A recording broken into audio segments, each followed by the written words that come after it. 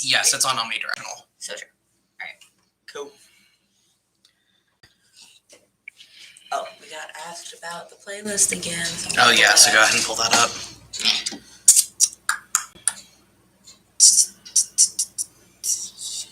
There we go.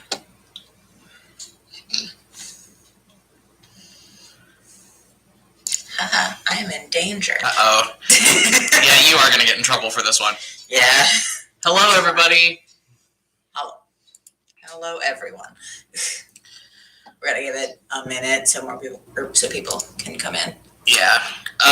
We are deeply sorry that we had to reschedule this week. I had jury duty. Yeah. So. Unreschedulable, but hopefully will not be a problem. Yeah, I had jury duty, and I didn't feel like going to jail or paying thousands of dollars in a fine so we could do Q&A. So we had to reschedule. But thankfully, we were able to move it over to Wednesday, which doing it on Wednesday is going to be interesting because it's the day before the next episode comes out for patrons. So you guys aren't going to have a lot of time to be angry at us over this before you're angry at us over episode 20. So true. And there's a lot to be angry about in episode 20. There's so much to be angry about in episode 20. Okay. All right. So, sorry, I got a notification. Nice. Okay, so, yeah, we gave it a minute and a half. Let's pull up the question stock. All right. So, first question, just like last week, we got asked to talk about the episode playlist. We're sorry. We're sorry. I'm not sorry. Every evil that I committed on that playlist was completely intentional. Well, for those of you that didn't listen to the episode playlist, again, we have an official Spotify, yada, yada, yada, you know. Episode 19's playlist was Hercules by Sarah Bareilles, Class of 13 by Mitski, Thanks for the Ride by the Wonder Years, Cotton by the Mountain Goats, Stop Me by I Natalia Kills, and then Runs in the Family by Amanda Palmer.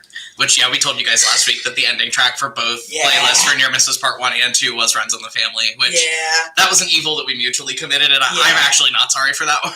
Yeah, it was just good for the symbolism, we both thought. Yeah.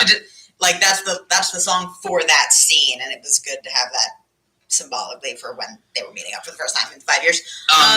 And if you want like little production Easter eggs, if you listen to the actual episode, I used the same soundtrack for that scene and for the scene where they first go into Gimtarm. Everywhere that they were together that had music underneath it had the same soundtrack.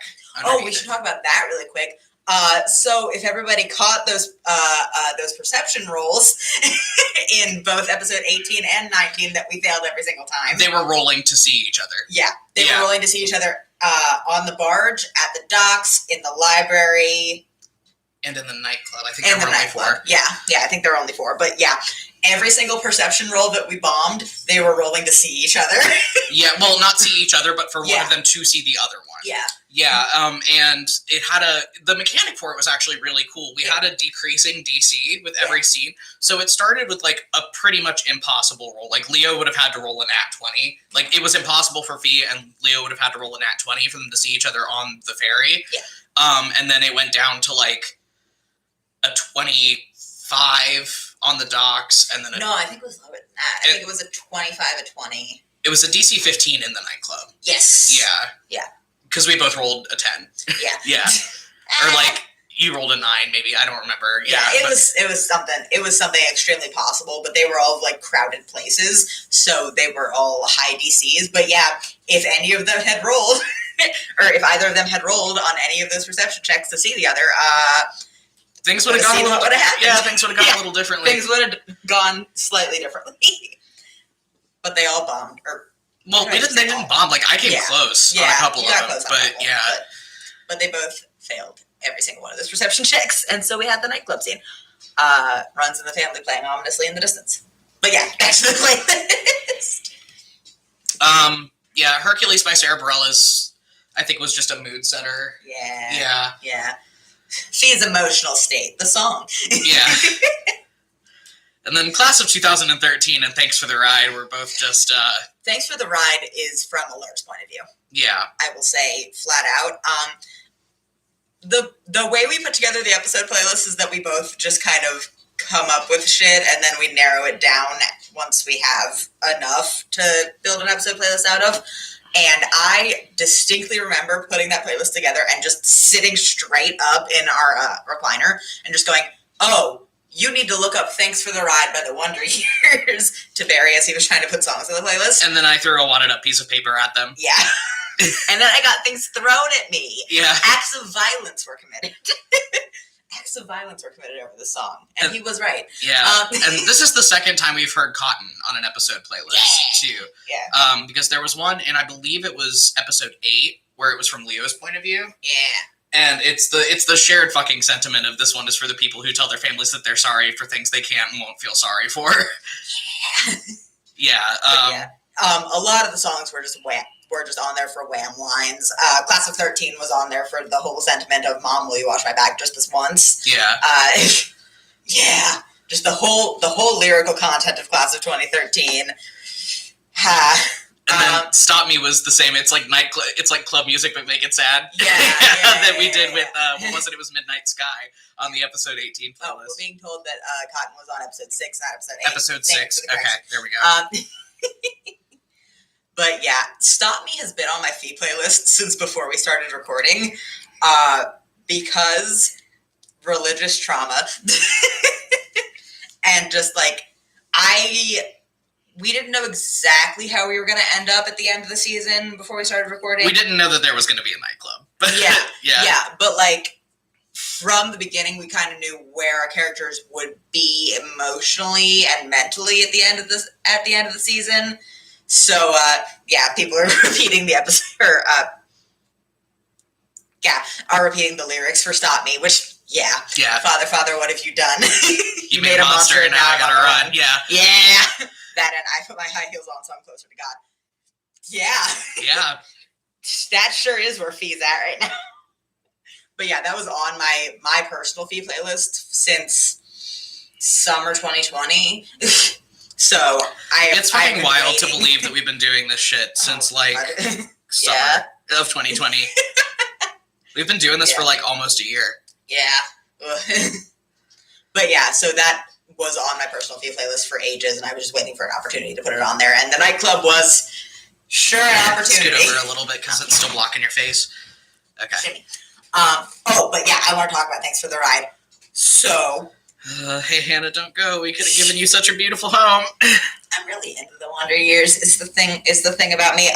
The whole metatextual reason why I thought of it is that it's a reference to another song that they did. A line of a song on one of their early albums, which was I had a dream that we named a kid we never had after Hannah Hold On, and I haven't listened since. And then the reference to that is that like the chorus is, hey Hannah, don't go, we could have given you such a beautiful home. So that's what put me in mind of it, of just like, ooh, that song sure is about regret for kids you never got to raise. Yeah. Yeah, and let me look up the lyrics, because I had more specific thoughts at some point. But I do love the Wonder Years is the thing. Yeah. Which, like, it is hard for me to love the Wonder... What? It's a good band. It's hard for me to love the Wonder Years because I have audio processing issues that make it almost impossible. And you can't understand Philly accents. I can't understand Philly accents, and my audio processing issues make it so hard for me to understand what Dan Campbell is singing. So usually when I listen to the Wonder Years, I have the lyrics right in front of me. Yeah. The whole chorus is, hey Hannah, don't go, we could have given you such a beautiful home, I won't call, no, you're waiting right outside. And the line about God, if you see God, tell her I'm not giving up. If you see her, tell her I'm not giving up. Yeah. Sending gifts to a lonely God, if you see her, tell her I'm not giving up. Yeah. The Wonder Years. Yeah. Oh, jeez. But yeah, those were the specific ones. But and wait out the storm in a harbor town. Pretend I'll see you in fall. We had a lot of thoughts about Thanks for the Ride and Allure. But yeah, so that's all of the stuff behind the playlist. Wow. Oh, and then we got asked, I put this in order before we started recording, but how did the boat captain see through that 20-something group self-check? Mild character spoilers for season 2 developments. Yeah, that boat captain is one of the big bads of season 2, and she's an extremely high-level paladin and has some, like, sea invisibility type abilities. Yeah. Well, they weren't invisible, but she also just has... Perceptive ability, because she's an extremely high-level paladin. She just has nigh impossible to replicate perception. Her perception's high. Her passive is higher than Moreland's. Yeah. And Moreland's is 25. Yeah. Her character sheet sure is something. When we rolled up her character sheet, we like literally spent 10 minutes just looking back and forth at each other and like echolollying.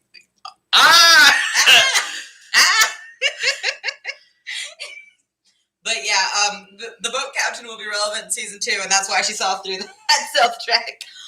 She's fucking terrifying, and we're gonna die. We're not gonna die, probably. Permanently. Permanently. We got asked, what's Lorelai been up to what's Lorelai been up to during her time in Gintarum?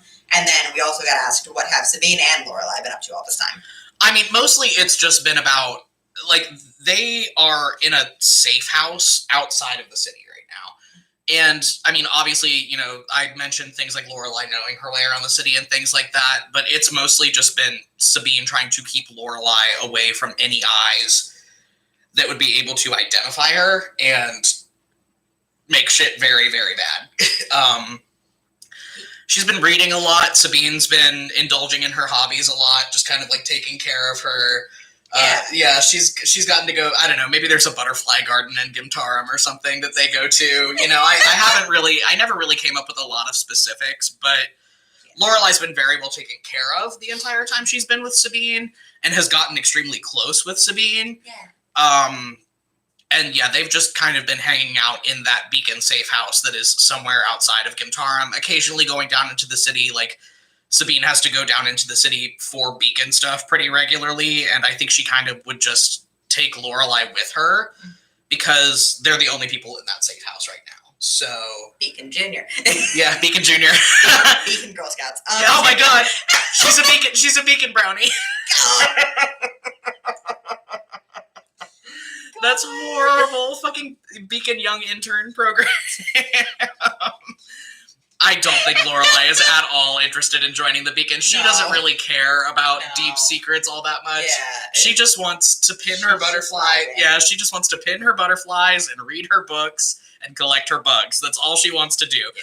But because she is close with Sabine and because she likes Sabine a lot, you know, she doesn't really begrudge kind of getting brought along on a kid leash to Beacon affairs. I do love her. I love that they were hanging out. I loved the imagery of Sabine literally walking this like 14-year-old kid into a dockside bar full of rowdy sailors and just being like, "Nope, come on." Ow, ow, ow. Sorry. That didn't feel good. Sit. Don't look at anybody. Sorry. It's okay. Don't look at anybody. Don't talk to anybody. Yeah. Yeah. And Lorelai with her book is like, yeah, that's not an issue, dog. Yeah. Oh, jeez. But yeah, I mean, Lorelai, I'm reticent to say that Lorelai's been having fun because she lost her entire family. Yeah.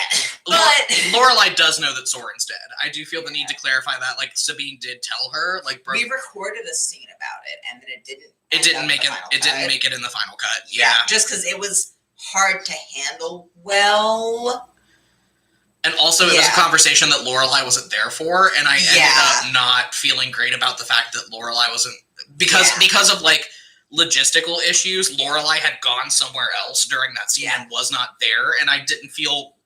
We decided later that like we didn't feel right tackling that without Lorelai there to actually give her own perspective on it. So also it was a lot to handle sensitively in the context of everything else that was already happening in that episode. Literally, when it happened was like Sabine mentioned it. I don't want to say offhandedly, but it was mentioned very quickly, time-wise, in the library before they went in to meet with Allure. Yeah. And we kind of looked at each other during the editing process, and we were like, this doesn't feel right. Doesn't feel good.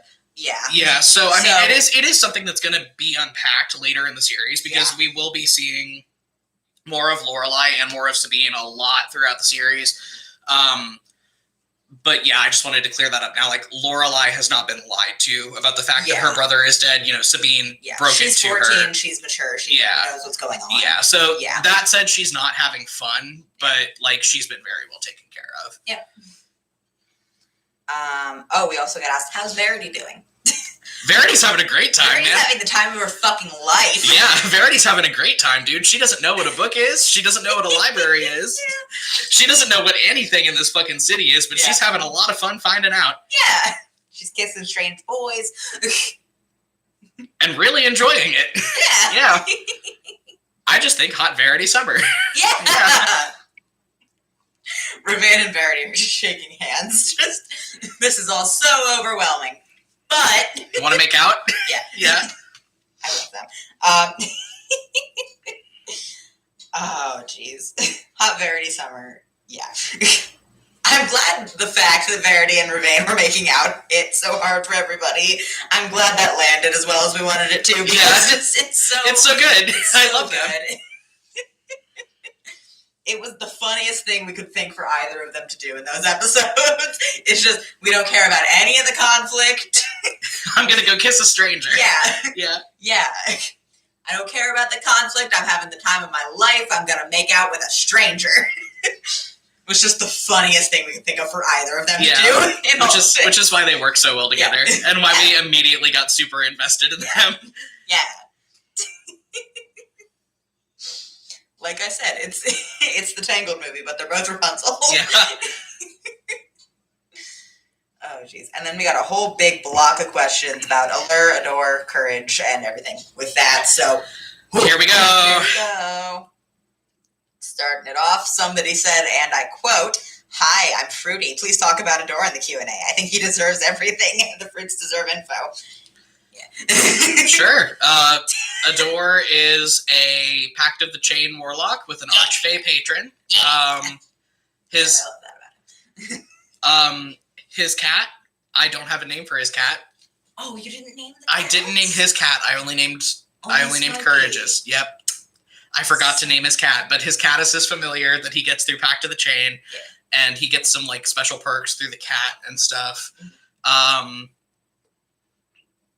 Yeah.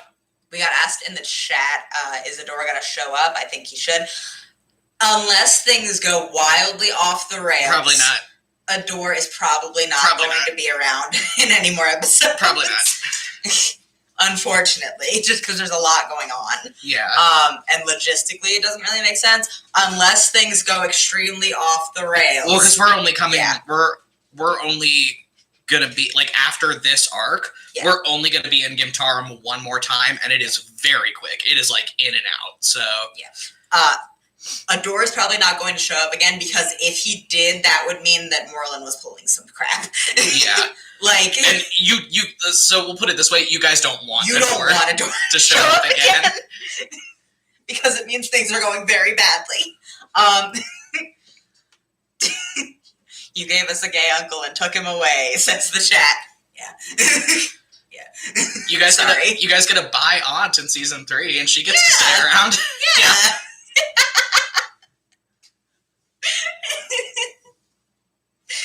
All I'm thinking about is that TikTok audio of bi wife energy. He's got bi wife energy. Yeah. With Nora's husband. That's it. But yeah. And then we got asked to talk more about Adore and Allure. I'm just going to read all of these in quick succession. Tell us about Allure and Courage, said somebody. What did Allure and Adore do while they were living in Valental? What are they doing now that they live in Gintarum? And then I'll do this one later because it gets more into the meat of it. But let's talk about Adore and Allure. They grew up in that enclave. They were born there. They were raised there until they were 100 years old. Mm-hmm. And then they went out on their little real world experience thing that the Enclave does when kids turn 100, and shit went just so wrong. Yeah, so true, Paige. That's exactly what happened. That's exactly what happened. You're so right. Oh, jeez. But yeah, so they went out. They ended up in Valental just due to the way circumstances kind of played out. I think you said at some point that they were doing like magic parlor tricks. Yeah, essentially that was what Allure was doing. Well, they were both doing it for money. They basically had like a traveling magician act, or like court. No, they weren't like court magicians, because that's like Alasha's job technically. That's a title. That's a title. But they would go and rotate in circles at like noble parties where they would be doing like magical parlor tricks and like really flashy shit, because that's what Allure specializes in. I mean, look at him.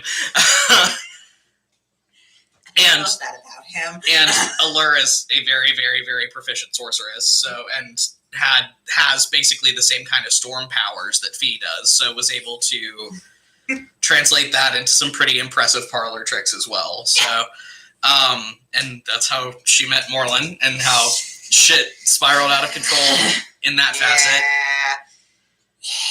Yeah. The whole world is this man's runway. Yeah. Yeah. Allure is just so camp, and I love that about him. Yeah. We also said Allure and Allure were pretty young when they got, or when Allure caught Morlun's eye. I think we said 20. I mean, like, so yeah, like 100, like a little over 100. I mean, it all went very fast. It was like they got out and they got into the real world, and they were like, oh, number one, money is a thing, because that didn't exist where we grew up. Yeah. And we grew up in a commune. Yeah, we grew up in a commune. We both have like 4 moms and 3 dads. Worshippers of the Stormbringer said, no capitalism. No capitalism. We don't know what money is. We don't know what... Keep that one in your brain. And then we got there, and then they got to Valental, and they were like, oh, number one, money is a thing. Number 2, we can get a lot of this shit. Okay, let's go. And then shit just went wildly out of control. Oh, jeez. But yeah. I'll actually go into this in a minute, actually. So what was the next question? Yes, it was like, just talk about them generally. What was the next one? Oh, the first question was, what did they do while they were living in Valental, and what are they doing now that they live in Ventarum? Well, after Fee came along, the whole, like, magic circuit stopped, I think. Yeah. That's because it wouldn't do to have the Archduke's mistress being paraded about at parties. Like, yeah, so they lost their entire source of income. Yep. And Allure was like, no, well, number one, Allure had her foot down from the get-go that, like, we are leaving and we are not coming back. Like, we are going out, we are going to make something of ourselves, and we're going to go exist out in the great wide world. Yeah. And then after Fee was a thing, it became impossible to go back, because Morlun was like, no, you're not taking my kid out of here. Yeah. Ugh. Yeah. So they basically, after Fee was born, existed just in Valental in pretty abject poverty, because it's not like they, other than their magic, it's not like either of them had super marketable skills other than, like, basic service industry work. So... Yikes. Yeah. But what are they doing now in Ventarum? What are they doing now? Allure, I feel like, is back on the magic circuit. I feel like he really enjoyed that, and like. Why did he get the private room in the library? That was something I was curious about. He got private study rooms like that in libraries are not like exclusive to people. It's not something that only certain people can get. You can sign up for this. Well, you didn't go to a university, so you don't know how university libraries work. But honestly, I think he might teach. Actually, like, I don't think he's like a super prolific professor or anything, but he may be guest lecturer, like a guest lecturer on like Allure in magic systems or things like that. Oh yeah. Yeah, I think he might teach. I think that would be cool. Can you imagine having that guy as a professor? Like this this fucking camp motherfucker with a peacock feather in his hair and a cat on his shoulder just walks into class on your first day and is like, see this syllabus, and then throws it out the window. I love that. Yeah. I love that.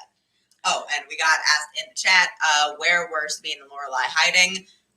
We said earlier in the Q&A there's a beacon safe house that is close to Gimtar. It's not in the city. It's outside, but it's close.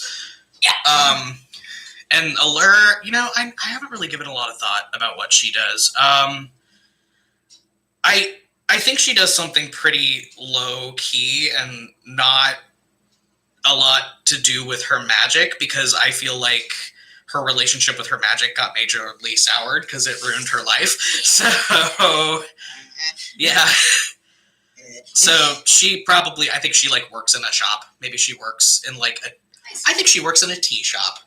Nice. I'm going to go ahead and say, yeah, just weird, random facts. Yeah, I think she works in a tea shop. Yeah. Yeah. I love that. Oh, we also got asked to talk about Courage. Courage is 8. She doesn't do that much. She goes to school.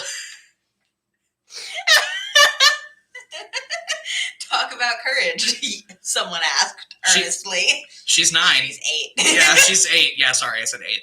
Yeah, she's 8. She goes to school. She has friends at school. She is not a sorcerer. She's a warlock. Hey! Like Adore. Yeah. Nice. Yeah. Explains the cat. Yeah, which is why she has the cat. But yeah, I mean, she's a good kid. She's, obviously, we saw, she's very sweet. She's very, empathetic and caring about other people. She's a really good kid. When will we have a spin-off sitcom of Allure and Courage and Adore? I don't think it would be a sitcom. We could do a bonus episode, yeah. I think. Oh, jeez. We could do a bonus episode of just Allure and Adore trying to wrangle Courage. She's not that rowdy of a kid. That's fair. Oh, jeez. All right. She loves cats. She loves dolls. I don't know. She's just a kid. She's 8. She's not overly rowdy. She's not out Yeah. Yeah. All right.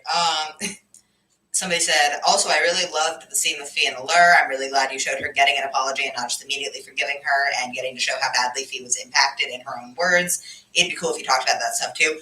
So remember that Q&A a couple weeks ago when we were it's really important for you guys to bear in mind that Fee's mom is also a victim and please don't try to make her a piece of shit. Yeah. Yeah, things are very complicated with Allure and Fee's perspective on her. I think, it boils down for me to the fact of, her decisions were understandable, but one of her decisions involved leaving her child with someone who she knew was a serial abuser. And, that's kind of where Fee was at. The bare bones fact of it is Allure knew what Moreland was and chose to leave Fee with him. Yeah, I mean, to a degree she knew. I am not sure that I actually don't think that she knew the full extent. Yeah, but to an extent, she knew that he was a predator towards her, at least. And, that doesn't set a great precedent. So, I think it was very much just her decision-making, totally understandable. Wanting things to be better for your kid is objectively a good thing, but... But don't do it like that. Yeah. But, that doesn't erase the harm that was done to Fee, and it doesn't erase the trauma that was omnipresent in her childhood and is affecting her now. Yeah, and I think, a crucial part about that conversation was that Allure understood that, too. Yeah. And, didn't push back against it. She also understood. Yeah. She kind of just took responsibility for her actions at that point and was okay, I made this call, it was a bad call, and it really fucked you up, so, if you want to walk away, walk away, Yeah. And it was important for me that we didn't frame Allure as a bad person or frame her as somehow malicious, and that we didn't act like that's how Fee was thinking about the situation, but just it boiled down to that was a bad call and you had information to make a better one. It was more a situation of not having good choices than not making good choices. Yeah, because there was no good choice. It was keep this kid existing in the like horrible state that we are now living. Yeah. And run the chance of starving to death, and never having retaliation from Moreland. Yeah, and because imagine what would have happened if Moreland was like, "Hey, give me my kid," and Allure was like, "No." What would have realistically? What would have happened? Realistically, what would have happened was, okay, cool, I'll take my kid, and then she and her brother both die. Yeah. But I don't think Fee was thinking of that. At the time. No, that's expanded metatextual shit. Yeah, but it was presented as a free choice to Fee's knowledge, and it was very much just a situation of Fee having that processing of I understand that there was not a good call to make in this situation, but I can't help but think that I would have been happier and better off if you had made the other call. Yeah. And that was something that they both mutually understood. Yeah. So that situation sucked, but it went about as well as it was going to. So yeah. And that's why I didn't want to leave it on a bad note. It was important to me that Fee closed out the conversation with just like she said at the end, your home is lovely, your daughter seems nice, bye. Yeah. And we had talked about, we had discussed the possibility of Fee meeting up with her mom from way early in the season, and I didn't know how it was going to go until we got to it. You know what I mean? Mm-hmm. But, what else can I ask? Yeah, it sucked, but it went about as well as it was going to. Yeah, pretty much. There's a moment when lightning things happen and Allure's hair is blown by a non-existent breeze, and she seems as though she's listening to something. Hi, was Stormbringer talking to her? Yep, she's a divine soul sorcerer. Yep. She's the exact same kind of sorcerer that Fee is. Yeah. But yeah, that was definitely the Stormbringer talking to her. Oh, and then we got a follow-up of that. Put my computer down. We got asked, what is Allure's relationship with the Stormbringer like? And then in parentheses, the asker said, I know you cannot answer this, but I must ask anyways. I mean, about anybody from that Enclaves is. I mean, she has a more personal connection with the Stormbringer just due to her magical gifts and things like that. But about Verity's relationship with her is. We've kind of world built that the Stormbringer is not overly personal with her followers. Fee's an exception. Fee's an exception. And Fee's mom is an exception. There's something in that bloodline, I think. Yeah. Yeah, there's something in just being a divine soul sorcerer. Yeah. Of the Stormbringer rather than Kimmerl. Yes. Because divine soul sorcerers and Kimmerl have a way different thing going on. Yeah. But but we've kind of ruled out that the Stormbringer doesn't talk to followers a lot, even by standards of other gods of Allure. Kimmerl talks to his followers more than the Stormbringer talks to theirs, which is saying something because he doesn't do that often. Ouch. And even beyond that, we've kind of ruled out that the gods of Allure are not overly present. Yeah. Just because it's... Yeah. Hold on, that's an interesting follow-up. Did the Stormbringer say anything specific to her that you can tell us? It was something along the lines of let her go. I get that it hurts, but let her go. Yeah. Oh, and we also got asked from someone who wasn't here last week, how's Mia doing? Living their best life. Amazing. Yep. Partying. But yeah, the Stormbringer being a very hands-off god is gonna come into play later. Well, not hands-off, but not personally present is what I'll say. Yeah, they don't really feel the need to explain themselves. Yeah. We have this running joke that Fee's ongoing dialogue. Fee is always in dialogue with her god, and most of it is "Girl, help!" Yeah, yeah. And then the Stormbringer going, "Nah, you got it. Yeah, you're fine. You'll figure it out." But yeah, that's Fee's religious journey at God, girl, help. Now you got this. Good. Yeah. Which you guys will see, patrons tomorrow. The rest of you on Friday, you will see. They have a very interesting conversation about that, where Fee does essentially go, "Girl, help," and the Stormbringer goes, "You got You're it." Fine. Yeah. Girl, help. Stormbringer gives Fee therapy. Emphatically not. No. No. She does not have time for that shit.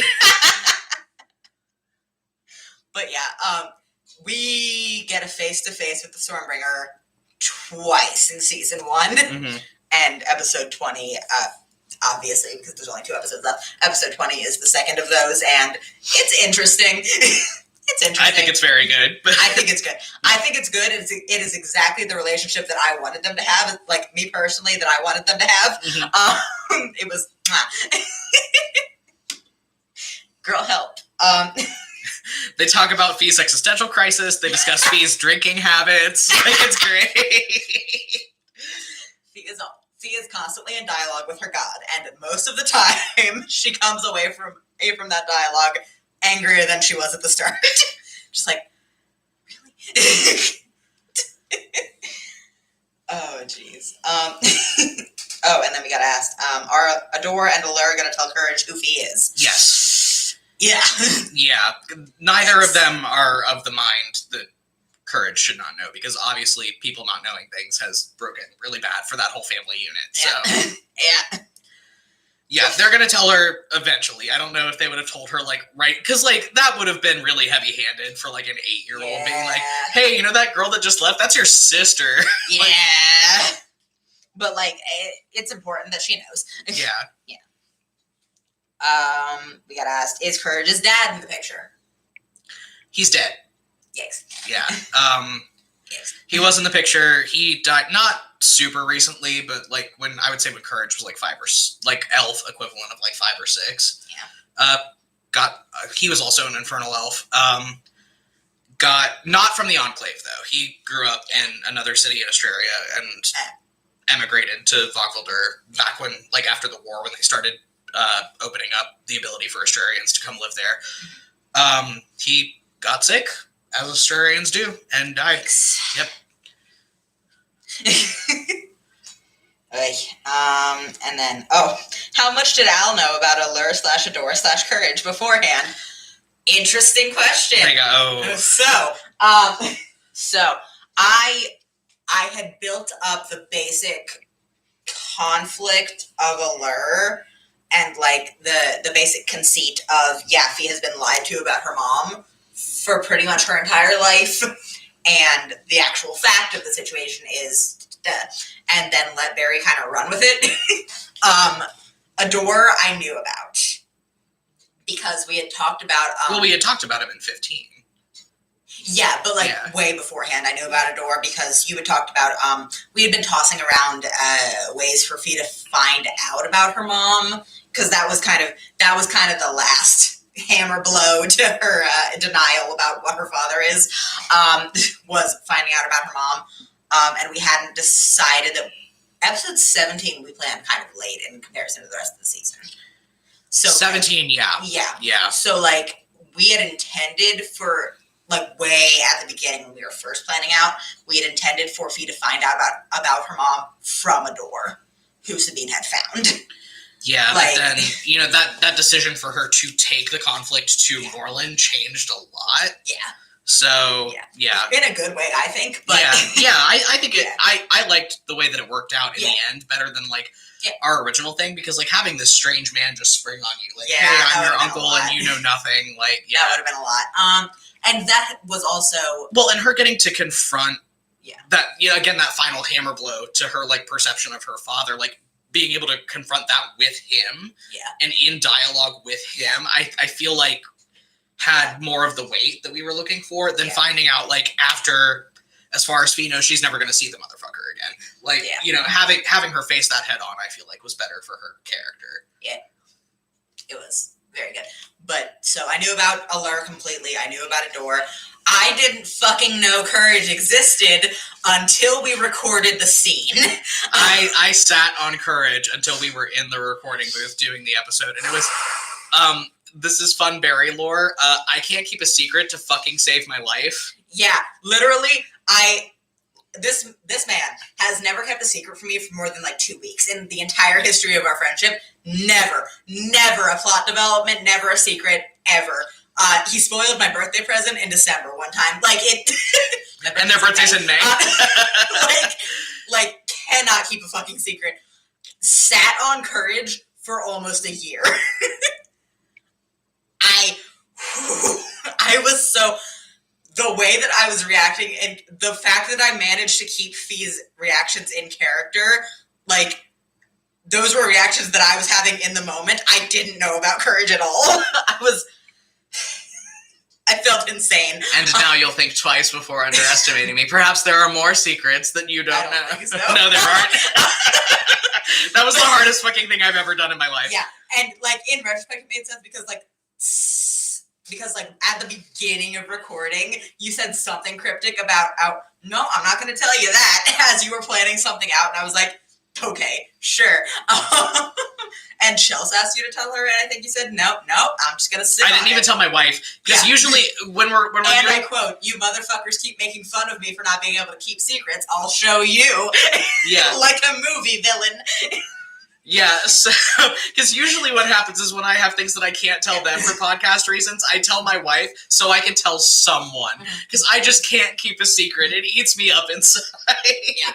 But I didn't even tell my wife. I sat on courage for the better part of a year, and I told nobody. I was very proud of myself for managing to stay in character, just because, like, your face journey during the recording of that, I just remember their jaw, like, hit the floor. Like, in the scene where like, because the cat came down, and you were like, you had no idea what was going on. Like, that's fun, there's a cat. It's a little kitty, and then Courage. Real life Disney princess strikes again. Yeah, and then Courage hit the bottom of the steps, and their jaw just went. And it was the most gratifying fucking feeling I've ever felt. I showed you. You said I couldn't do it, and I showed you. It was a lot. Because I was expecting to just have Allure come down the stairs, and then it was like, nope, Thea's a sister. Deal with that right now while we're recording. It's worth noting also that for reference, we live in California. I had indulged in a certain herb before we recorded episode 19 because we had just recorded 18 and we knew it was going to be hard. So, like, the kindest of herbs. It hit in a very hard way. Wasn't a good night, fam. Pals, it wasn't good. But yeah. But yeah, TLDR, I knew about Allure, I knew about Adore, I didn't know the specifics because Barry plotted that out. Fucking nothing about Courage, and I was so angry. How old was Fee when Moreland came to get her? There's 2 different numbers for that. Fee was brought to court when she was, I think we said the equivalent of like 10, because it was around when Adana died. It was like, yeah, pretty close to after Adana left for Loxtogalin. Yeah. So, when she was like 50. No, but I'm talking, so that's when she came to the palace to live, and when Leo met her. Yeah. And, well, when Leo found out that she existed. Yeah. Leo found out that she existed when he was, like, elf equivalent of 12. Yeah. Because the whole timeline for Fee, and as we're going into this, it's important to note that the things Fee had been told about her mother and about her origin, we have to take into account that Alasha was complicit in as we're having these discussions. Yep. Like, when we said we brought you guys a morally gray MILF. Yeah. Like, I do think Alasha cares about Fee. I do think Alasha cares deeply about Fee because that's her kid and Yeah, no, because that's the whole thing with Alasha is that, like, in a very misplaced and inaccurate way, she does view Fee as her daughter. Yeah. In a lot Not in an inaccurate way, but no, well, yeah, like Fee is her daughter, but like the motivations are pretty fucked because it's kind of like She does care about Fee very much, and like I talked about, Elisha has a very rigid hierarchy of like things that matter, and Fee is at the top. Yeah. But when it came down to Marlon coming to her and being like, "Hey, there's a probably equivalent of like 2-year-old." I mean, she couldn't. So that's the answer to the actual question. Yeah, she couldn't have been like that old because she would have remembered her mother. Yeah, after that. But yeah, there's an equivalent of like a 2-year-old that I need you to go get and raise for me. Yeah. And this is what she can know. Yeah, and Elisha in her head was like, okay, this is my fantasy fulfillment. This is our kid now. Goodbye. Like, at the time that happened, that was Elisha's mental process, and it did change over the years, but it was a little bit of a fucked up dynamic there at the beginning. Yeah. So, the TLDR on that one is Fee was taken from Allure and Adore at equivalently the age of 2 and was raised by Elisha for the next 40 years, so the equivalent of like 8 years, and then brought to court. Mm-hmm. With Elisha, because Elisha came to be the court mage of Australia at that time. Yeah.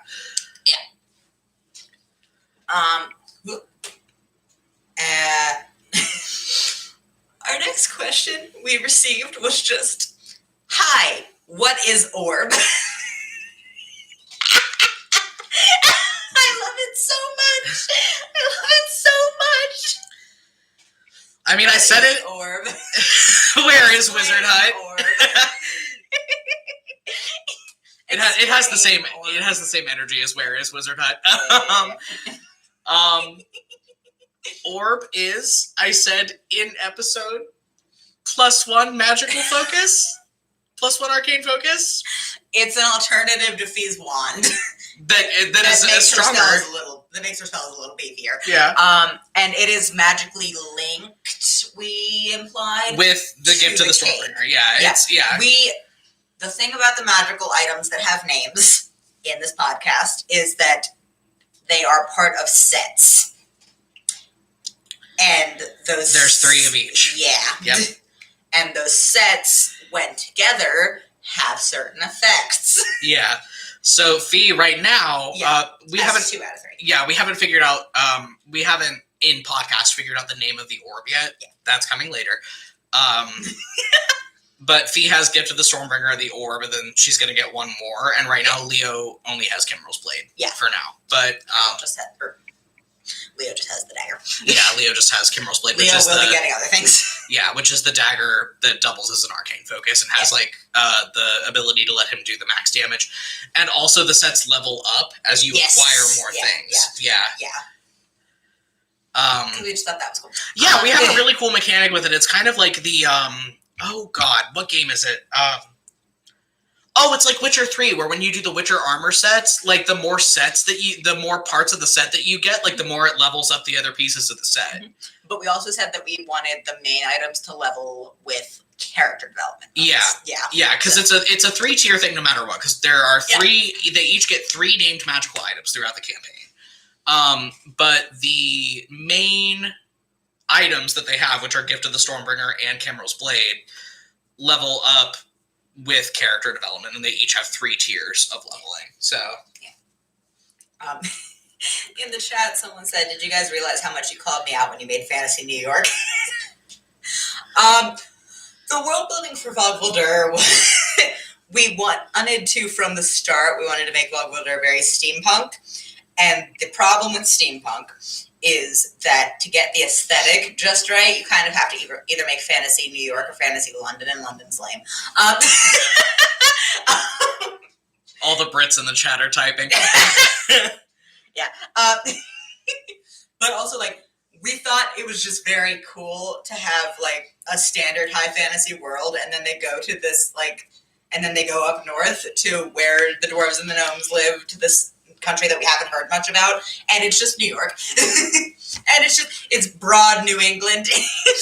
Well, and because so much they have steam engines. Yeah, well, and so much of broad fantasy at large is so apt to make dwarves Scottish all the time. Yeah. And I was like, what if hey, I'm walking here. Yeah. 4 gnomes named Tony. We do get to meet 4 gnomes that run a machine shop that are all named Tony in season 3. In Voldur proper, which is the capital city of Voldur. Yeah. Hey, Tony. But yeah, we had a lot of fun with the world building for Voldur, and we will continue to do so. I will say Gimtarum is... I will say Gimtarum of the cities in Voldur is not the least interesting, but like building-wise is not the most interesting. Voldur is going to be fucked up. Voldur is going to be very interesting. We had a lot of thoughts about the construction of it as a city that are just... It's going to be really cool. Yeah. And also I will be able to do an actual New York accent because I was told that I did a Boston one in episode 19, or episode 18. I got told by an actual New Yorker that you did in a Boston accent. I'm not good at accent. I'm sorry. Voldur is just New England. Yeah. That's how we're justifying it. It's just the like New England metropolitan area. Yeah. Oh jeez. I know it was a Boston accent. I'm sorry. I'll do a better New York accent. When we go to Voldur proper, I'll do an actual New York accent. It'll be good. Oh, and then we got asked, hi, when will Fee and Sabine kiss? And then... Not now. Joking, not right now. You gotta wait. Not yet. I would tell you soon, but that's not true. Yeah. Not in season 1 is what I'll say about Sabine. Sad. Compelled has mass holes. So true. Gimtara. Yeah, Gimtara. Yeah. It's all just mass holes. Sabine shippers going wild in the chat. They are in love, but they're not going to kiss this season because stuff. Yeah, I love how with like all of Fee's romantic relationships, we have this like lovely slow burn, and then we like pan over to Leo's end, and it's like, what if we made out and ruined our relationship? Yeah. Leo's end said, anyway, you want to tank this whole relationship in 3 seconds? WOW MLM hostility. Oh, and then we got asked, our last question of the day that we got from our patrons is episode 20 all roleplay and 21 all combat? We've referenced this a few months ago, I think, on Twitter, but yes. Yeah. Episode 21 has roleplay in it, obviously. It's not just us rolling combat turns. Yeah, like, it has a lot of dialogue. It's not like yeah, the whole time. That's like, not the whole episode. Yeah. But it is... But it's an hour of combat. It's framed through combat, and because it's 2 players playing 11 combatants. Yeah. And I mean, we are rolling dice in 20 too. I don't want to saying that it's all role play is a little bit disingenuous because we are still playing D&D. Like there are still things that are being decided by dice rolls. But largely, episode 20 is character interaction and emotional development and like some plot drops. And episode 21 is combat. It's just combat all the way down. For the record, this isn't a spoiler now, so we can just go over our combatants for 21. Fee, Leo, Zed, Sabine, Ereve, Verity, Ravane, Kalessa, Talindra, and who am I forgetting? Mia and Fen. Mia and Fen. Have fun. Okay, so I don't feel like this is a spoiler to tell... Careful. The people that are paired off for the combat. Oh, okay. Yeah. No, yeah. So basically... So we didn't want it to be a free-for-all. Yeah, so we actually designed the combat in a pretty cool way to make 2 people playing 11 combatants make sense in a listenable format. Yeah. So what we did was we had everybody either paired or trioed off between the 2 teams for 21. So obviously like Leo and Fee were paired off, and so each pair went on initiative. Yeah. So we had Leo and Fee paired off. Who went first because Fee has +5 to initiative. Natch. And then... +8. Yeah, and then it was... Ereve, Kalessa, and Talindra were all one group. Because Talindra's over-leveled in comparison. Talindra's way over-leveled in comparison. Yeah, I think we said... She's level 12. I'm not going to pull up her character. She's level 12. Okay. Yeah. So yeah, it was Ervik, Lessa, and Talindra that were trioed off. You'll see this in the episode, but and then it was we did make Ravane and Verity have to fight, which was really sad. And Fen and Mia, and then Fen and Mia. Yeah. Look forward to that. But yeah, and we did that for reasons of combat fluidity and also just because we thought the dialogue would be the most fun there. Oh, and Sabine and Zed. Yeah, Sabine and Zed get to fight each other. Yeah. Have fun with that, you guys. WWF hostility. Yeah. Rarity wrongs, but it's fine. But yeah, 21, we set up, like, it is all combat, but we set up the combat so we could have the most interesting dialogue possible. Oh, and with that, by the way, we are through our Patreon questions, so anybody who has other questions, drop them in chat. They can be fun, they can be serious. We don't care. We'll just answer them as we go. But yeah, the finale is interesting. It's interesting. But yeah, we just kind of paired off who we thought would have the most to talk about in a lot of ways.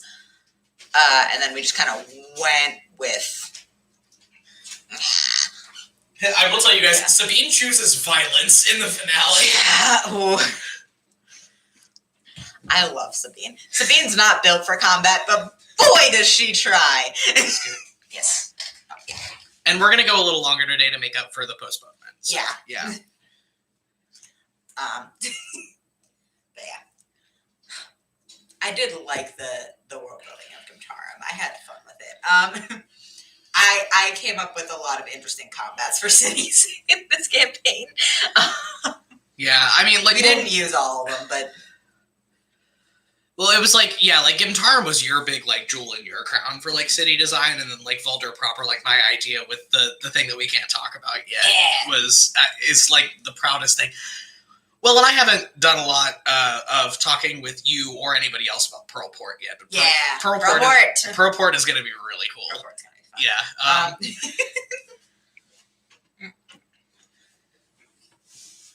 Oh, this is a weird question, but with the homies that are living in the silent cities, how do they get food? They grow it. Farms. Yeah, they grow it. I mean, it's a city. Like, they have parkland. They had parks. They had... Yeah, there's plenty of, like, arable ground. They just grow food and hunt. I mean, again, we had a ranger named Panache in episode 15 that we never got to meet. But, yeah, they do have people that go out and hunt, and then they also, like, subsistence farm as well. Yeah. But yeah, we set up, or very mostly set up, that the groups in the silent cities are entirely the group the group. Yeah, sorry. There's only one. Entirely self-sufficient. It's also not very large. Mm-mm. Yeah. It's a small group of people that are pagan reconstructionists that don't know what the fuck they're doing. Yeah. But they're trying, and that's what matters. Which is also, like, going back to the Stormbringer, probably why she's not as active for them, because this is something we'll go into more. They are not the bulk of her following. Nope, those people exist elsewhere. Yeah. That Enclave is not the bulk of the people that the Stormbringer draws, like, faith and reverence from. Because that's how we do our divinity mechanics in this, is that, like, number one, divinity is shaped by the people that believe in it, and number two, that it derives its power. Like, divinity derives its power from the people that believe in it. Yeah. So you could argue that neither Kimroll nor the Stormbringer are being worshipped in the context that is actually accurate, as accurate as religion ever gets. Yeah. Again, this is what you get when a pagan and a Jewish convert make a podcast. But, oh, jeez. Also, do the folks in the silent cities all not know what books are? I'm paraphrasing your question for clarity. Or is that just Verity? Most people don't. I mean, That enclave does take in people that are like on the run, but that is such an extremely rare thing. Because number one, you have to know that they're there to go find them, and most people in Australia aren't going to run into a silent city because they've been told, "Hey, dog, if you go in there, you're gonna die." It's also worth noting that the language of the silent cities is mostly dead. Yeah, like the language that the books in the silent city are written in is not. It's priest tongue. Yeah. Yeah. Which is like Latin, essentially. But like a form of Australian priest tongue that no one speaks anymore, also. Well, no, because I established that Fee could read. Oh, right. Some of it, yeah. But it is archaic. Yeah. So like, so for a variety of reasons, the people in the silent cities are not teaching their children to read Australian or Timberlite priest tongue. First of all, but also just like. But yeah, like Fee could read that stuff, but like also how many people that aren't priests or nobles are going to be fluent? You know, it's the Latin issue again. Like, you know, how many people that aren't nobles or priests are going to be able to read that shit? Not a lot. So. We got asked if Fee had kids, what would she name them? This is mostly a joke. We don't have to answer it. It's not something I think she's put a lot of thought into because I don't know if Fee wants kids where she's at right now, like emotionally. Fee's not great with children, but which I love that fucking juxtaposition with Leo, who's like the fucking kid whisperer apparently. Yeah, but like. It's not something I think she's put a lot of thought into. I think she kind of always assumed that she was going to have kids because she's one of the heirs to the Australian throne. Like, it is expected of her. And I think she kind of assumed that she would just go with family names from whoever she ended up having children with. And I think that's as far as she thought of it. Because she doesn't have that background for herself. Well, she does now, but and those kids are going to have those OR names too. Yeah, because Valstein family and the names with OR in them. Yeah. But I don't know if that's a requirement. I just think. Well, okay, but we gave Moreland and all of his siblings names with an OR. His dad had an OR name. We have Laurel and Ferrora. Like it's established at this point. Yeah. We're the fucking Targaryens at this point without the inbreeding. Like, I hate your ass.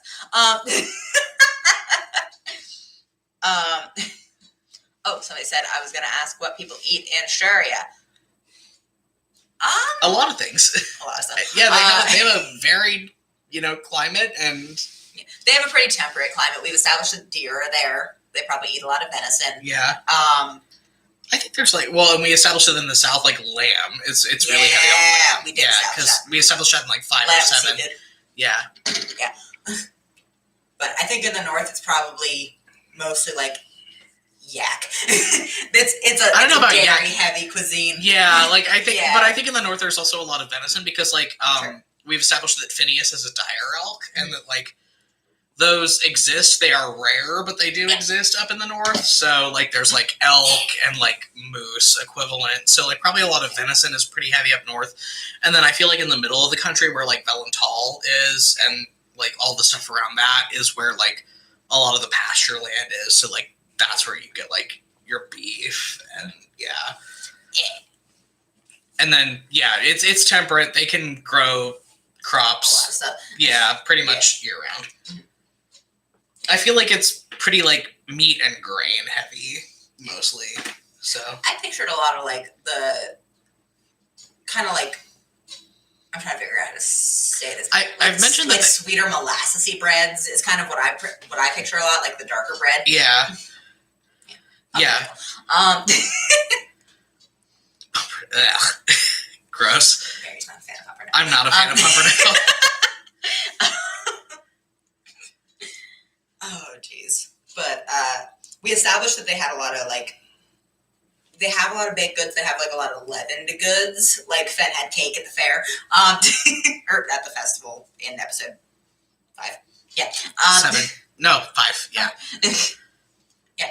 Oh, somebody said, "What's up with Phineas? Is he normal? Was he cursed?" Why is he so big? What was he fed? He's a dire elk, which means that when he is full-sized, he's going to be the size of an elephant. Yeah, because he's a baby deer now, and he's the size of a quarter horse. He is extremely normal for dire elks.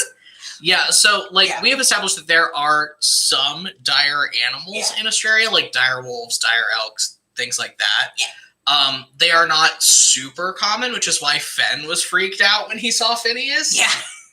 Yeah. But they do exist in Australia. They're probably in small populations. In very small populations, yeah. Because they are probably actively pursued by hunters. Because imagine being a fucking Australian noble and getting to put that on the wall. Big game hunting has a whole new meaning now. Yeah. We do have a place in Allure that exists that we can't talk about yet that makes Phineas look like he has a glandular issue. Like he is small for his size. Yeah. Yeah. Oh, we're gonna have fun. But yeah, Phineas is just big. He's just big. He's standard for his species. When he's full grown, which will be within the time frame of the podcast, he will be the size of an elephant. He will be the size of an elephant. But yeah, dire animals do exist in Australia. They're not incredibly common, but it is not out of line to see a dire wolf or a dire elk or certain other things like that. Yeah. But yeah. And Hervé is just running short of places to put him, I think. He just keeps getting bigger, man. He's big. He's just big. Well, and it wasn't an issue when they were living in the silent cities, because it was like, okay, Phineas, go sleep in the street. You have somewhere to lay down. Yeah. Well, now they're in a city. Yeah. And where the fuck is she supposed to keep this thing?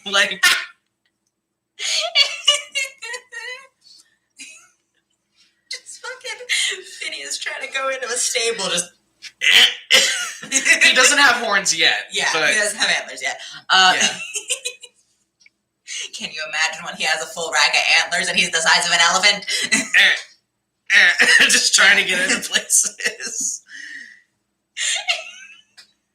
I'm sorry, I just love Phineas so much. I do love Phineas so much.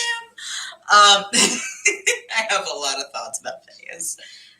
Oh, jeez. But yeah, we've had a lot of fun with playing with animals in our podcast in the world of Allure. Yeah, when we say that there's them weird. Yeah, when we say that there's a place that makes Phineas look like he's small, we're gonna have fun. We sure do go there. But yeah, the ecology of Allure is varied, as you would expect, because they have a whole lot of different sentient species of people. You gotta figure things are wild. Yeah. Let's go until 120. Yeah. I would say, just to make up for the delay. Oh yes, Woody spotted in the background. Woody, baby boy. I know. I'll give you dinner in a little bit here, Bubba. Hello, little man. Or your mom might be home soon. I don't know. I think she might have gone to Target, so we don't know when she'll be home. We might never see her. Yeah, we might never see her again. But Woody, you're a star. You're a star. Hi, baby. Appreciated your love. Do you want to come up and say hi to your adoring public? Oh, and somebody in the chat said, Giant Land real, I guess. No, you don't guess. You're just right. Woody. Hoist. Woody time. Mm-hmm. Hi. Bob Woody knows. I know. He's sad. He's sad because Mom is gone. Yeah. And Mom promised him she would be here all day, but then Mom went to Target. Yeah. Bye. There you go. But yeah. If anybody's got more questions, just pop them in the chat. Otherwise, we're just going to riff. Giant Land, real. Yeah. Yeah. Oh, there she is. Speak of the shells. Hello. Your son has been crying for you. Yeah. Hey, Baba. Your son is very angry. Anyway. But yeah. I love you very much. He needs to eat and he needs to pee. Okay, well, I need to pee first. Okay. So true. Anyway, but yeah. things are going to be very interesting the more we get outside of the small corner of the world that we've been in for most of season 1. Hi, friends. Yeah, like Vogue Wilder being the least of our worries.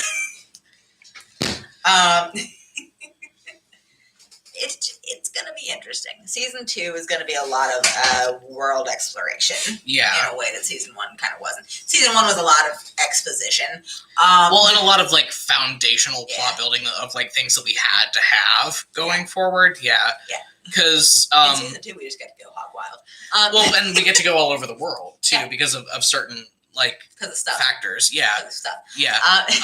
But we we get to see places that are only vaguely mentioned in season 1. Like we get to go deep into the Zephyr Isles in season 2. Like pirates. Pirate arc. It's really just more of a pirate season. Like, considering it's how an arc, but it's like 12 episodes of 21 episode season. Yeah. It's gonna be fun. It's gonna be good.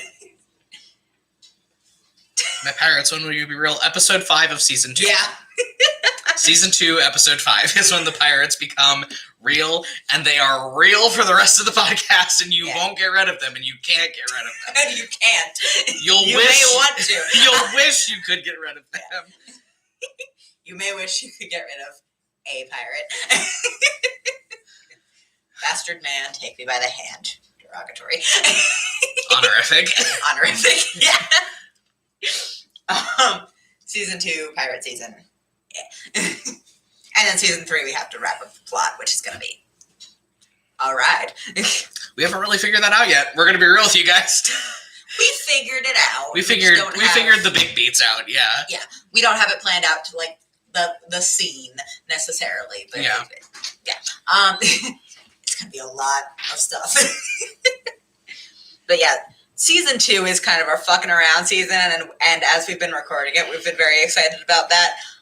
Just because season 1 was a lot of exposition, and season 3 was all of the plot wrap up. So thank you. We just got to have fun in season 2. Season 2 is the most fun season for us. Well, character development. Well, season. What? Season 2 was fun for us. Season 2 hasn't been fun yet, but season 2 specifically has not been fun for me. But we're only 3 episodes in. But season 2 is the fun season, okay? Not necessarily every episode. Giving me the looks. It'll get more fun. It'll get more fun after episode 4. Like once the pirates come in, it does get way more fun. But the early episodes are. Some of the early episodes are fun. Some of the pre-pirate episodes are fun. If you don't get... No, I don't want to say that. No. And now we're quiet. Yeah. But yeah, season 2 is our fucking around season. Season 2 is just Fee has fun for the first time in her life. Yeah. Yeah. And Leo learns to have real relationships with people. Yeah.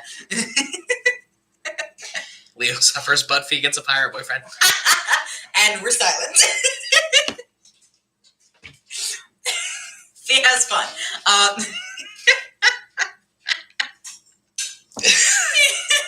Fee has fun, and we get to see some interesting character dynamics.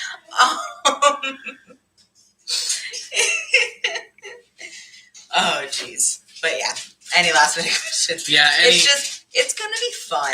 And like they can be weird, innocuous stuff too. Like we don't literally. care, guys. Like just anything, because we're gonna go until an hour 20, just because we feel bad about postponing the Q&A. But yeah, but otherwise we're just gonna keep riffing.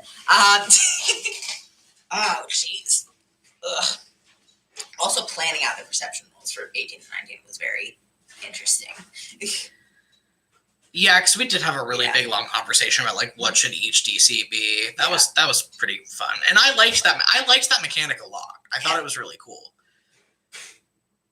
What kind of candy is eaten in Ashuria? And then this person asks if they spelled Ashuria right. AST. It's all A's. Yeah, ASTRAIA. Yeah. RIA. RIA. Sorry. Sorry, I'm fucking blind. I'm old. I know. Yeah, ASTRARIA. There we go. Yes. Anyway, what kind of candy is eaten in Asheria? I like to think that like Southern Asheria has like saltwater taffy and stuff. Yeah. Yeah. I feel like it's a lot of like chalky candies and like almond based candies. Yeah, nothing like overly sweet. Like I don't think they have. I think I don't think they have chocolate. I think like fantasy Jolly Ranchers exist in Vogveldur too. Like yeah. Like they're really like sickly sweet candies. Yeah. I think Asheria has the more like savory candies. Like I am just thinking of like old fashioned almond pastilles. I think they're called. Mm-hmm. They were made in like the 1800s. Where you just smash an almond really hard and add some vanilla. And now it's a candy. Well, and I can see them having like the really fancy like cookies and things too, like like Purelines. Yeah. I also feel like and not tea with sweets. Chocolate, but like nonpareils, like the ones with the little you know what I'm talking about. Yeah. I feel like it does lend more towards pastries than candies. I feel like you get a lot of interesting candy in Vogveldur because people are just going wild with it. Hi, hello. Sorry.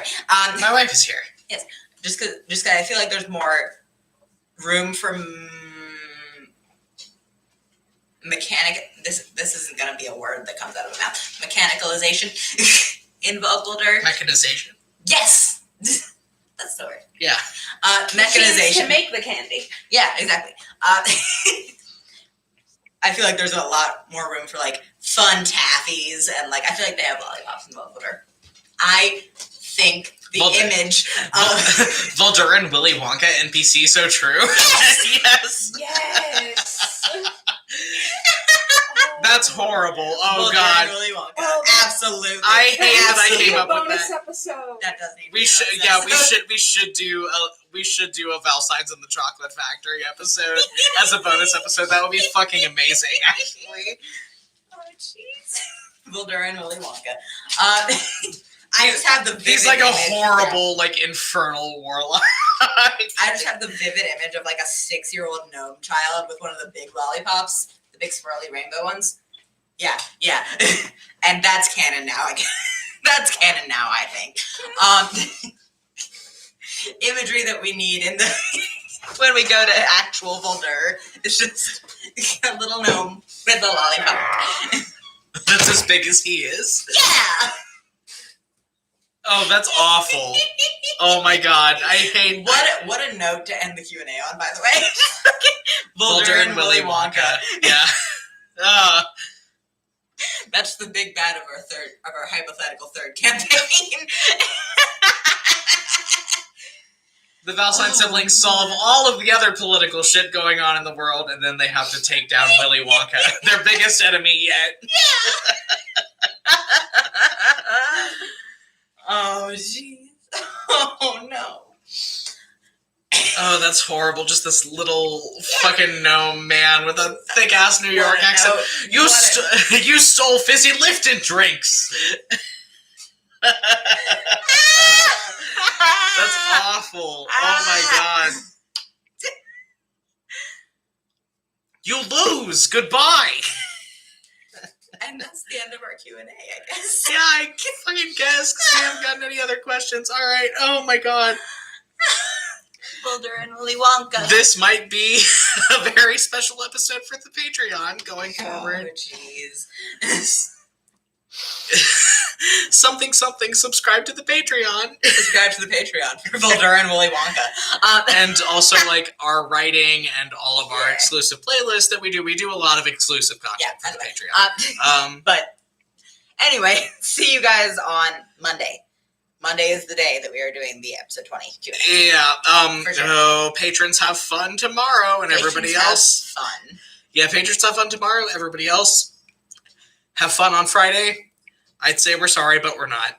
We're not. Have a great night, Bye. everybody. Later.